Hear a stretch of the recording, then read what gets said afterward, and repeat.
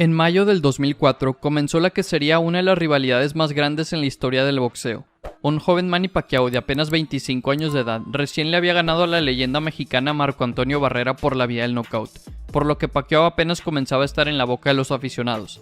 Para vengar a su compatriota, el campeón mexicano Juan Manuel Márquez, también conocido por su apodo El Dinamita, aceptó enfrentarse en contra del peligroso prospecto filipino. La pelea comenzó y al mismo tiempo comenzó la pesadilla de Márquez. Tan solo en el primer asalto del combate, Manny Pacquiao envió al campeón mexicano 3 veces al suelo. Fue realmente un milagro que Márquez se pudiese levantar tantas veces del piso, y también fue una sorpresa que el referí no haya parado el combate en ese primer asalto. Pero gracias a eso, gracias a que el mexicano se levantó del suelo y gracias a que el referí no paró el combate, es que pudimos presenciar una pelea impresionante. Irse al suelo 3 veces significaba perder 4 puntos en las tarjetas de los jueces, es decir que desde el primer round Juan Manuel Márquez ya estaba encaminado a perder a pesar de tener otros 11 rounds más que pelear.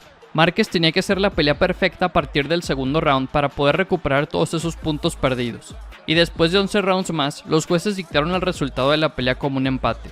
Márquez resurgió y sorprendió al joven prospecto para arrebatarle una victoria que parecía ser segura. 113, a three-way split. The bout is a draw.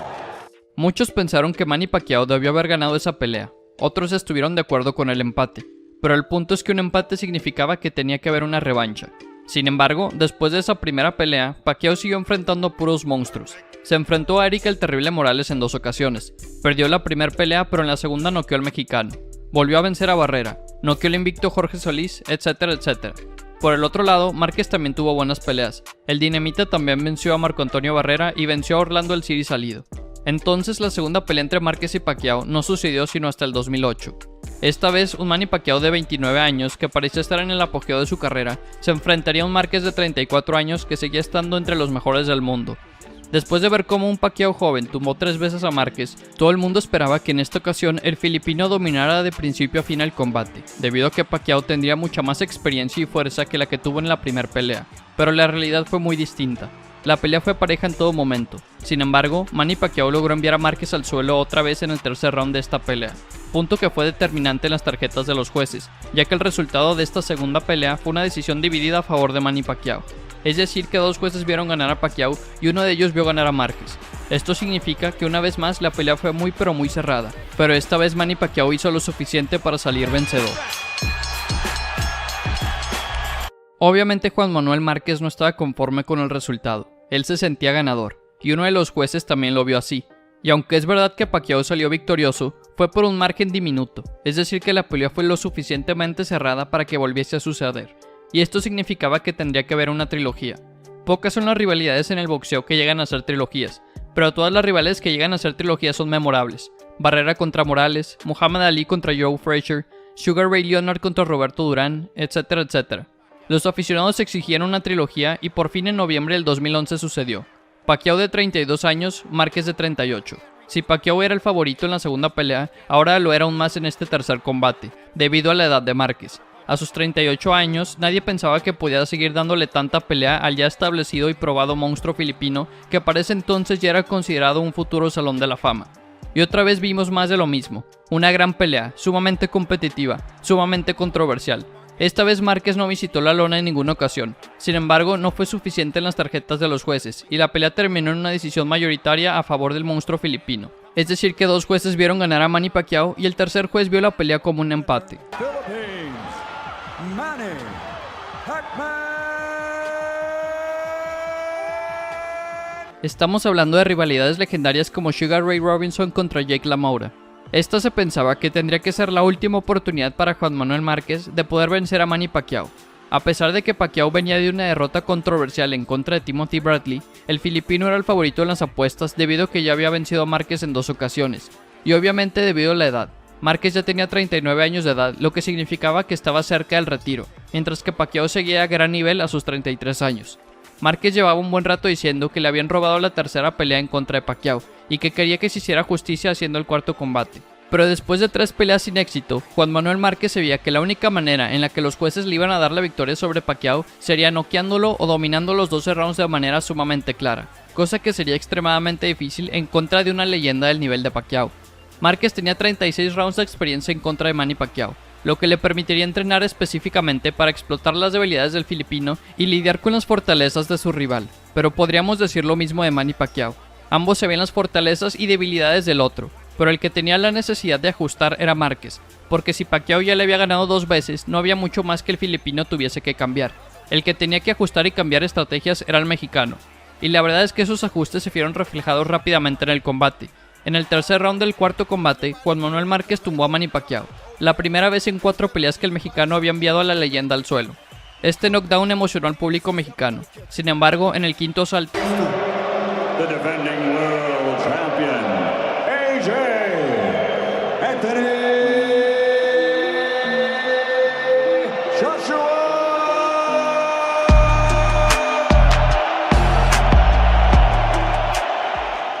comenzó a boxear hasta los 18 años de edad, pero a pesar de comenzar tan tarde en el boxeo, se convirtió en medallista de oro olímpico después de tan solo 4 años de entrenamiento.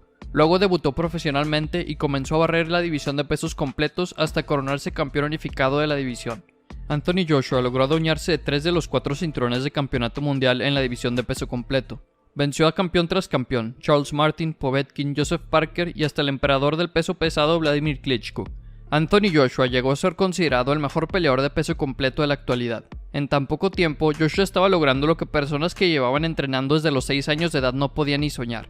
Lo comenzaron a comparar con Lennox Lewis, Muhammad Ali y Mike Tyson, porque todos pensaban que Anthony Joshua era un verdadero monstruo. Sin embargo, Joshua se topó con un obstáculo en su camino, algo que ni él ni nadie se esperaba. Se suponía que el 1 de junio del 2019, el campeón unificado Anthony Joshua se enfrentaría a Jarrell Miller, también conocido como Big Baby Miller, pero Miller arruinó la oportunidad de su vida. 20 días antes del combate, Jarrell Miller salió positivo a sustancias ilícitas en su cuerpo, es decir que Miller intentó hacer trampa con sustancias ilegales para obtener una ventaja sobre Joshua el día del combate. Obviamente la pelea se tuvo que cancelar, pero los promotores no querían cancelar todo, entonces los promotores decidieron seguir el combate y encontrar un nuevo rival, a un rival de último momento para no desperdiciar todo lo que ya estaba hecho y planeado. Cuando se anunció que los promotores estaban buscando un reemplazo de último minuto, Andy Ruiz Jr. le pidió por mensajes en redes sociales al promotor de Joshua que le diera la oportunidad de pelear por los campeonatos del mundo. Y gracias a estos mensajes, el promotor tomó a Ruiz en cuenta y al final le ofreció la pelea. Ruiz era un reemplazo perfecto, tenía buen récord, recién había terminado un campamento de entrenamiento, su sangre mexicana atrajo la atención del público, y tenía una derrota en contra de un rival al que Joshua recién le había ganado, entonces Joshua sería el claro favorito. Y sí que Joshua era el favorito. Las apuestas en Las Vegas estaban 10-1 a favor de Joshua, 20-1 si la apostabas al knockout de Andy Ruiz. Es decir que nadie pensaba que Andy Ruiz pudiese siquiera lastimar o asustar a un Anthony Joshua que estaba noqueando a todo el mundo. Entonces, con tan solo unas semanas de preparación, Andy Ruiz Jr. se subió al ring para enfrentarse al invicto campeón unificado de peso completo el día 1 de junio del 2019. Los primeros 2 rounds de la pelea pasaron sin más, ninguno de los dos se veía demasiado superior al otro, pero luego, en el tercer round, ocurrió un poco de todo. En la primera mitad de ese tercer asalto, Anthony Joshua atacó a Ruiz en la corta distancia y lo mandó a la lona después de conectarle un uppercut. Esta fue la primera vez que Andy Ruiz visitaba la lona en toda su carrera profesional. Start of round number 3. In between being in camp and getting right back in after he got this fight, and there he goes down! Ruiz se levantó sin mucho problema, parecía no estar en malas condiciones. Sin embargo, ya todos pensaban que Joshua aumentaría la presión para noquear a Ruiz de una vez por todas en este mismo asalto. Es decir que todos pensaban que Joshua estaba a punto de ganar de manera sencilla como se había predicho. Los mismos comentaristas comenzaron a decir que Joshua estaba a punto de acabar la pelea, pero el presionar y atacar más fue un grave error para el campeón. Al presionar más e intentar noquear a Ruiz de manera inmediata, Joshua se olvidó de la defensa y se quedó parado justo enfrente de Ruiz, a la distancia perfecta para que Andy Ruiz pudiese conectar un gancho a la cabeza de Joshua. Ese golpe cambió la pelea completamente. Después de recibir ese gancho, Joshua se tambaleó como si estuviese mareado, y después de recibir un par de golpes más por parte de Ruiz, Joshua visitó la lona en ese mismo tercer round. Ruiz counters and Joshua is down!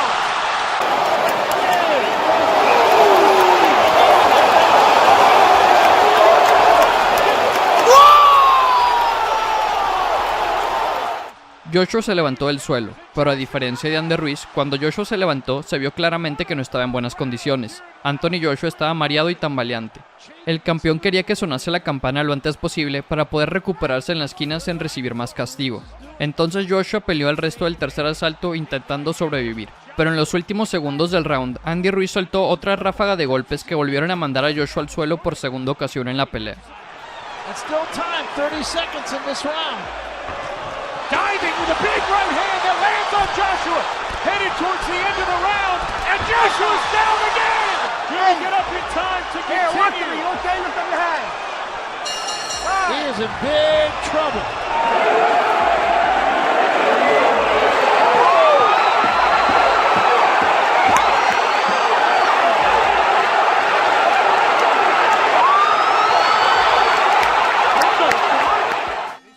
Joshua se levantó y pudo recuperarse en su esquina.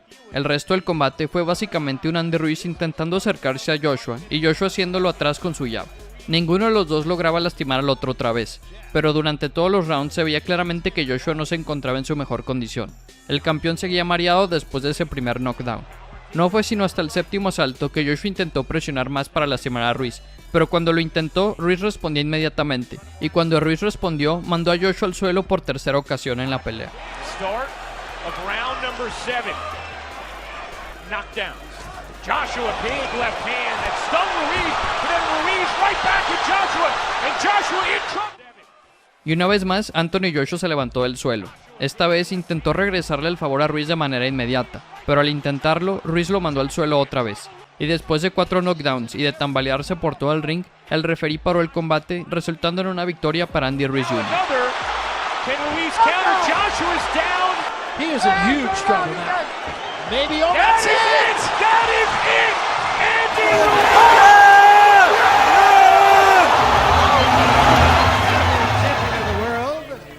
He fights out of Santurce, Puerto Rico. He weighs 126 pounds. He is undefeated in his professional career.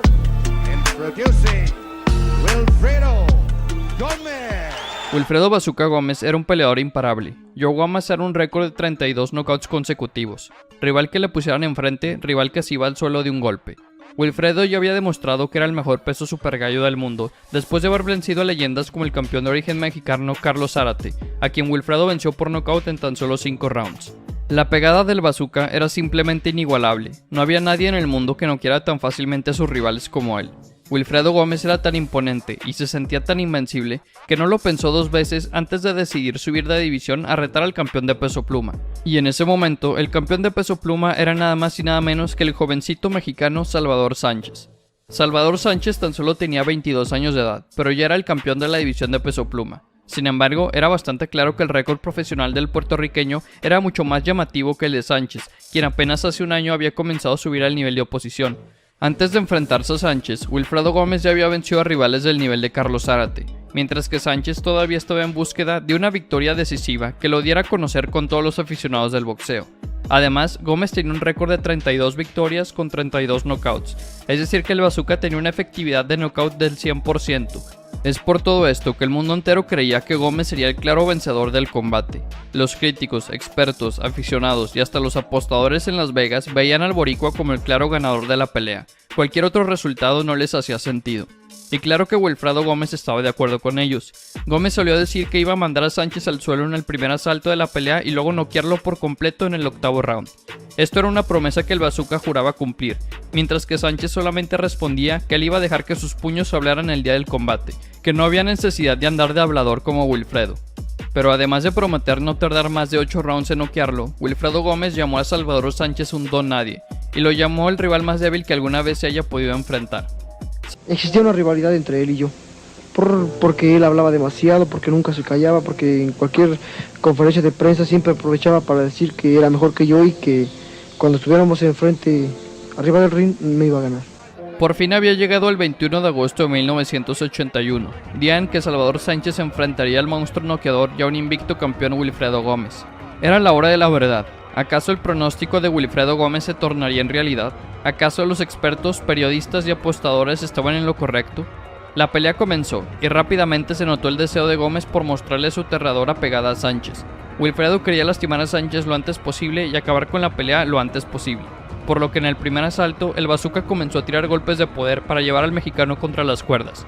Pero una vez ahí, el boricua no contaba con un uppercut de contragolpe por parte del mexicano, y de ese único golpe Wilfredo Gómez se fue al suelo.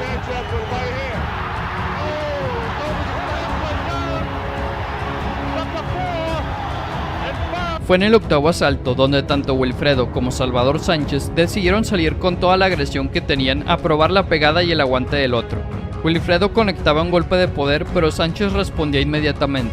Wilfredo tiraba 3 ganchos a la cabeza de manera consecutiva y Sánchez le regresó al favor tirando 3 ganchos al hígado.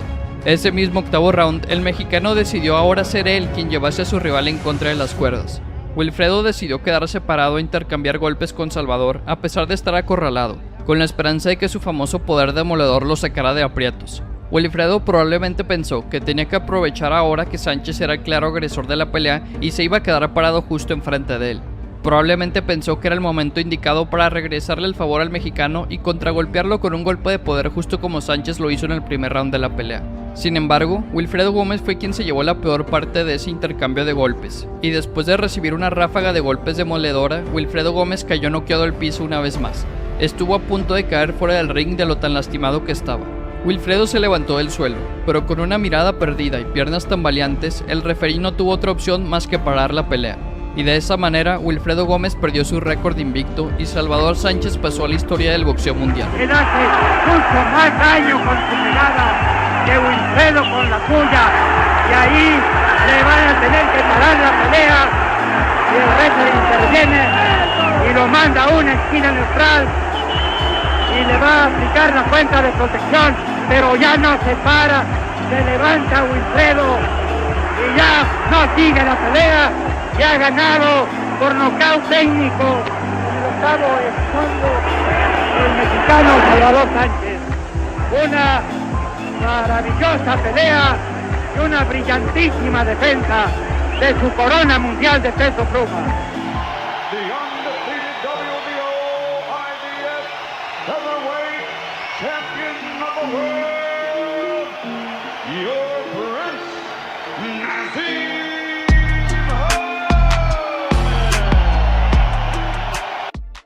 Campeón indiscutido de peso pluma, con un impresionante récord de 36 victorias y 31 knockouts, un actual salón de la fama y un peleador reconocido como uno de los mejores en la historia de Inglaterra, una superestrella, un showman. Reconocido por su gran pegada, su estilo de pelea poco común, su habilidad para llamar la atención y su facilidad de palabra para calentar cualquier pelea.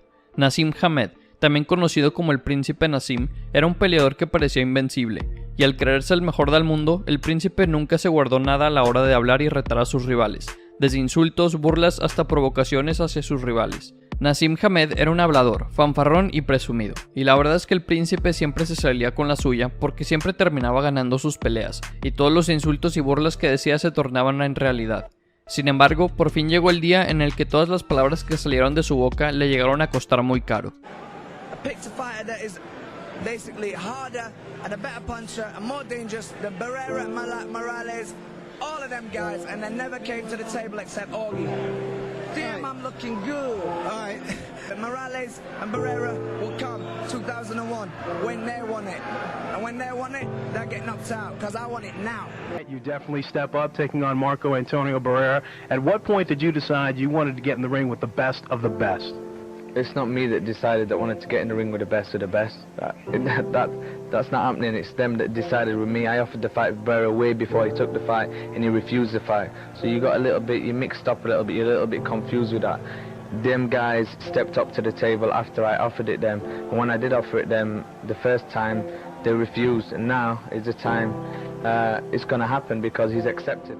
I've basically got too much power for that boy, too much speed for that boy, and I'm going to prove it tonight that I am the best featherweight in the whole world. Y después de tantas negociaciones, después de tanto hablar, Marco Antonio Barrera se enfrentó al príncipe Naseem Hamed en Las Vegas, Nevada, en la que fue la primera pelea de pago por evento de Hamed en Estados Unidos.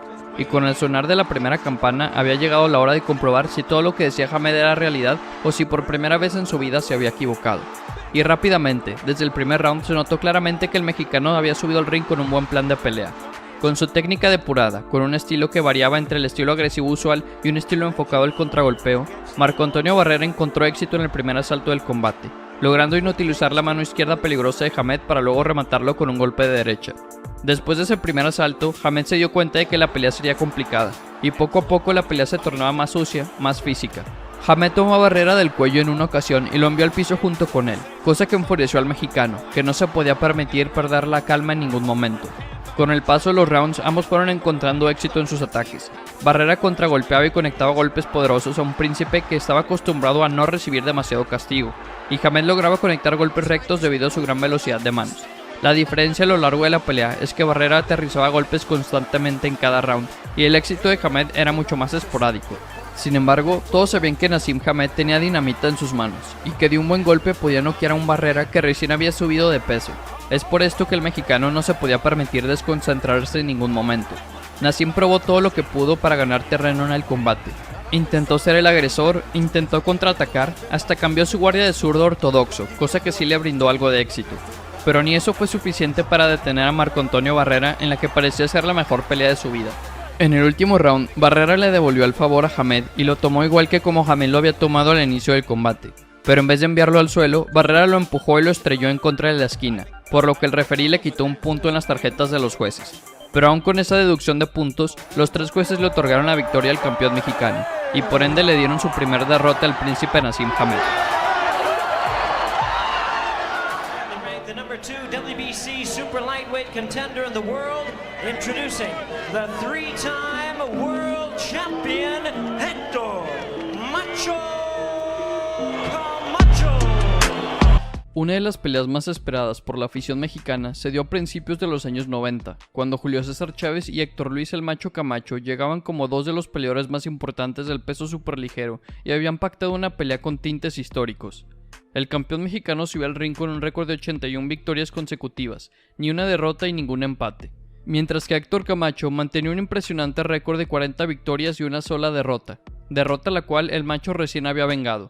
Entonces podemos decir con certeza que ambos eran los mejores del mundo en el peso superligero. Héctor el Macho Camacho era reconocido como un campeón dispuesto a enfrentarse y a vencer a cualquiera, además de que también contaba con una quijada impresionante. Camacho no había visitado la lona ni una sola vez en sus 41 combates hasta ese momento, y al ser zurdo, Camacho siempre tenía ventaja sobre todos sus rivales. Camacho era una pesadilla para cualquiera, mientras que Julio César Chávez ya era una leyenda viviente. Con 81 peleas ganadas y victorias sobre un montón de campeones mundiales, el campeón mexicano estaba en la cima del mundo. Y debido a todo esto, es que el mundo entero esperaba ansioso este combate. La emoción por esta pelea ya era demasiada, pero aumentó aún más cuando la rivalidad se acrecentó semanas antes al combate, ya que el Macho Camacho comenzó a lanzar distintos insultos a Chávez. Los aficionados mexicanos se tomaron estas burlas hacia Chávez de manera personal, y con todo esto la expectativa por la pelea aumentó a niveles nunca antes vistos. La promoción del evento estuvo llena de diferentes provocaciones en donde el boxeador puertorriqueño afirmaba que le quitaría el invicto al mexicano y que se llevaría el cinturón de campeonato mundial, mismo campeonato que Julio César Chávez intentaría defender por 9ª ocasión. Héctor Macho Camacho, un peleador pues bastante bocón, que ya tenía yo como 6 años buscándolo, porque pues había mucha controversia entre quién era mejor, si él o yo, y aparte de que pues a donde quiera que iba me insultaba y todo, y pues los mexicanos, todo México quería esa pelea, quería que le diera una paliza a Macho Camacho. Y combate. En cuanto sonó la campana del primer round, el gran campeón mexicano se abalanzó contra el puertorriqueño. Empezó a lanzar una combinación de golpes los cuales impactaban en el rostro del Macho Camacho. A pesar de la técnica zurda que dominaba a Camacho, Chávez supo acoplarse a su estilo y buscó la forma de conectar la mayoría de los golpes posibles. Para el segundo round, el retador huía de los puños de Chávez. Cada que podía se arrinconaba contra las cuerdas para protegerse de los golpes.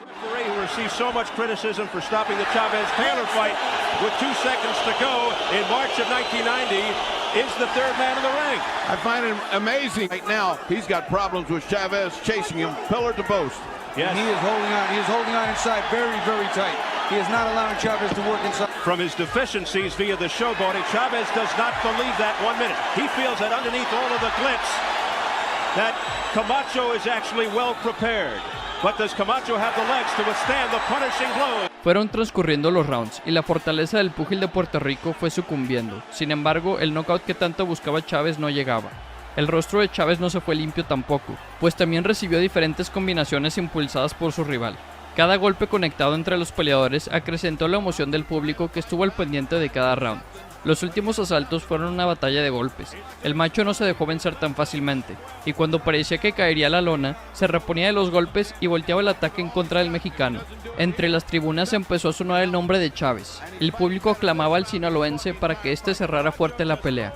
Al final de los 12 asaltos, los jueces tuvieron que decidir al vencedor del encuentro, con las tarjetas de los jueces siendo de 119 a 110, 120 a 107 y 117 a 110, Julio César Chávez se llevó la victoria por decisión unánime y derrotó al puertorriqueño. Julio César Chávez, again, to our knowledge, has never been on the canvas. And Camacho nearly went down. The rope saved him.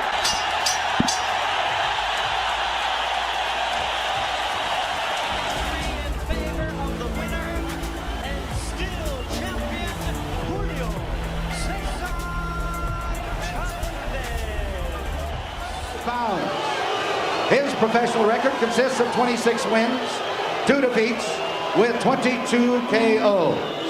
He is the WBA lightweight champion of the world, Edwin El Chapo Rosario. 3 veces campeón del mundo de peso ligero, un peleador con una pegada verdaderamente temible. Reconocido por ser un peleador que se enfrentaba a los mejores sin poner ninguna excusa, se enfrentó a Héctor el Macho Camacho, Howard Davis Jr. y José Luis Ramírez.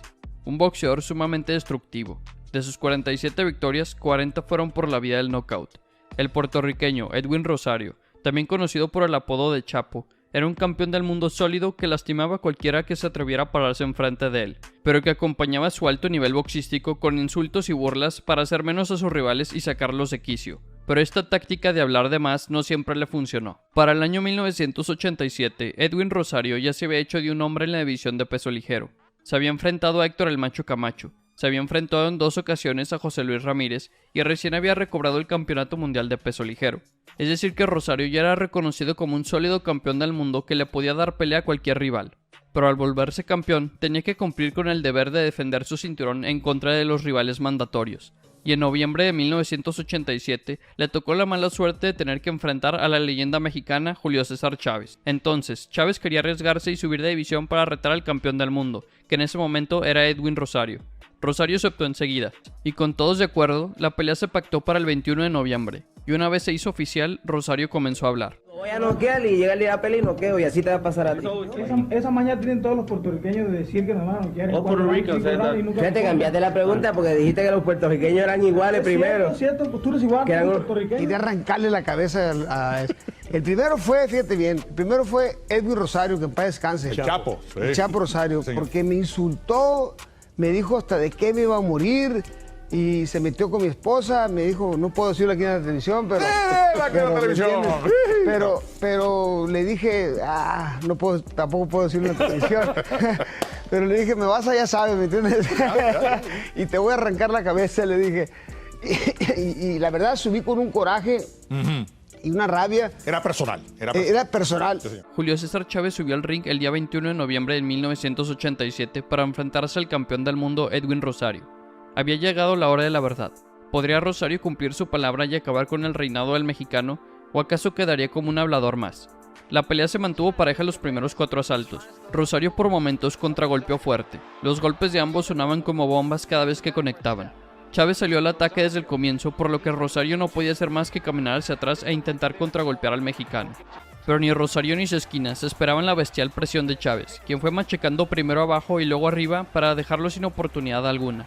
Conforme avanzó la pelea, más creció el dominio de Julio César Chávez, y también las señales de castigo en el rostro del boricua. Los golpes por parte de Chávez eran incesantes, y para el 10º round el ojo izquierdo de Rosario estaba completamente cerrado. La inflamación en el rostro del boricua era tanta que ya estaba en riesgo de perder la vista de su ojo de manera permanente, además de que también estaba sangrando de su nariz y boca. El castigo ya había sido demasiado, y por fin, en el 11º round de la pelea, la esquina de Edwin Rosario tiró la toalla y el referí paró el combate, otorgándole la victoria a Julio César Chávez por la vía del knockout técnico.